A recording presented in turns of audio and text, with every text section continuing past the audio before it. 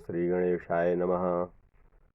वंशी विभूषितकरानवनीरदाभात् पीताम्बरादरुणबिम्बफलाधरोष्ठात् पूर्णेन्दुसुन्दरमुखादरविन्दनेत्रात् कृष्णात् परं किमपि तत्त्वमहं न जाने। कृष्णात् परं किमपि तत्त्वमहं न जाने।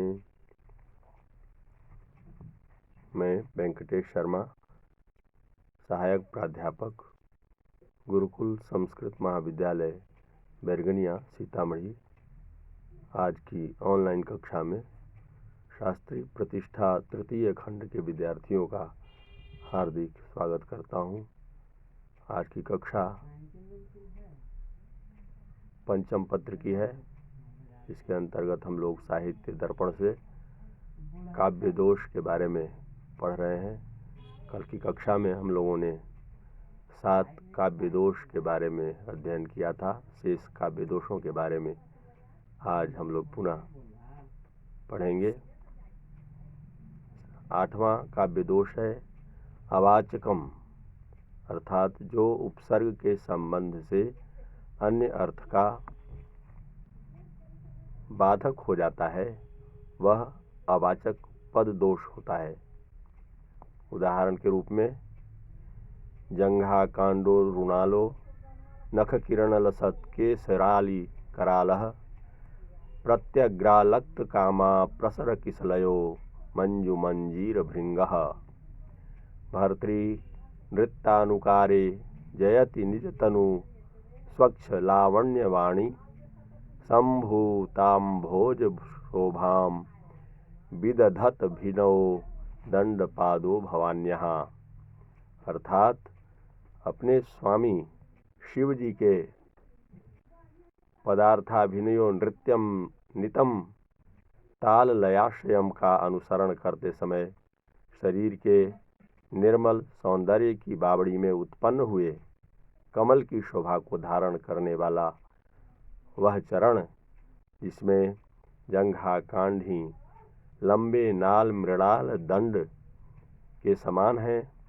जो नख किरणों रूप केसर की पंक्ति से नतोन्नत है, जो ताजा लगाए हुए महावर की प्रभा के विस्तार रूप नवीन पत्तों से युक्त तथा सुंदर नूपुरों रूप भ्रमर से युक्त है। इस प्रकार का पार्वती देवी का प्रथम बार उठा हुआ चरण सबसे अधिक उत्कर्षशाली है। यहाँ दधत धारण करते हुए इस अर्थ में विदधत यह अवाचक दोष है।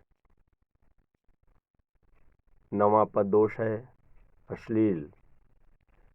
त्रिधेति व्रीडा जुगुप्सा मंगल व्यंजकत्वाद साधनम सुमहद्यस्य यन्नान्यस्य विलोक्यते तस्य धीशालिनः कोन्यः सहेतारालितां भ्रुवम्, अर्थात जिस राजा का साधन इतना बड़ा है जैसा किसी अन्य का नहीं दिखलाई देता है, उस बुद्धिशाली राजा या नायक की कामावेश से या क्रोधावेश से टेढ़ी हुई भौहों को नायिका विशेष के अतिरिक्त और कौन सह सकता है। यहाँ साधन आदि श्लोक में साधन शब्द पुरुष लिंग का वाचक भी हो सकता है, इसलिए यह व्रीड़ा या लज्जा का व्यंजक होने के कारण अश्लील पद दोष है। 10वां पद दोष है संदिग्धम। काव्य में प्रयुक्त शब्दों के बारे में संदेह होने की स्थिति जहाँ बनती है वहाँ संदिग्ध दोषत्व होता है। उदाहरण हेतु आलिंगितस् तत्र भवान संपराये जयश्रिया आशिहि परंपराम वंद्याम करणे कृत्वा कृपाम कुरु, अर्थात युद्ध भूमि में जयश्री से आलिंगित आप हमारे द्वारा प्रस्तुत की गई प्रशंसा या नमस्कार के योग्य आशीर्वाद की परंपरा को सुनकर हम लोगों पर कृपा करें। यहाँ बंद्याम से क्या जबरदस्ती कैद की गई स्त्री पर सप्तमी का रूप मानकर अथवा द्वितीया का रूप मानकर नमस्कार करने योग्य को यह संदेह होता है, अतः उक्त पद में संदिग्ध दोष है। 11वां पद दोष है अप्रतीतम। अप्रतीतम यत् केवले शास्त्रे प्रसिद्धम, अर्थात जो केवल किसी विशेष शास्त्र में प्रसिद्ध है, अर्थात किसी विशेष शास्त्र का पारिभाषिक शब्द है, उसका प्रयोग साधारण रूप में करना अप्रतीत दोष कहलाता है। उदाहरण के रूप में सम्यक ज्ञान महाज्योतिर दलिताशयताजुषः विधीय मानमप्येतन्न भवेत् कर्म बंधनम,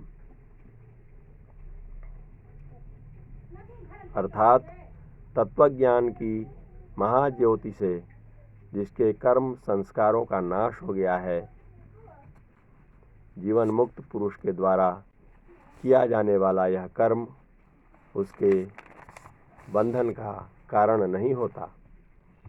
यहाँ आशय शब्द वासना के वाचक रूप में ही प्रयुक्त होता है, लोक में नहीं। अतः यहाँ आशय शब्द का प्रयोग अप्रतीत दोष है। 12वां पद दोष है ग्राम्यम। ग्राम्यम यत् केवले लोके स्थितम, जो शब्द केवल लोक में प्रयुक्त होता है।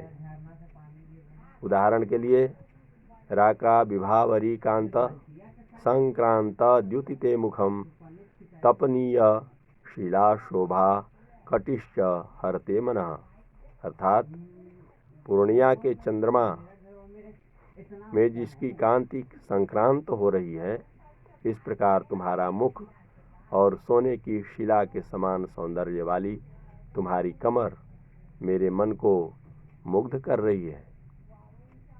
यहाँ कटि यह शब्द ग्राम्य है, अतः इस श्लोक में ग्राम्य दोष सिद्ध है।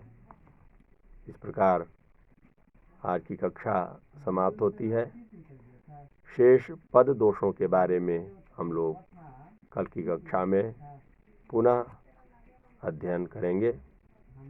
धन्यवाद।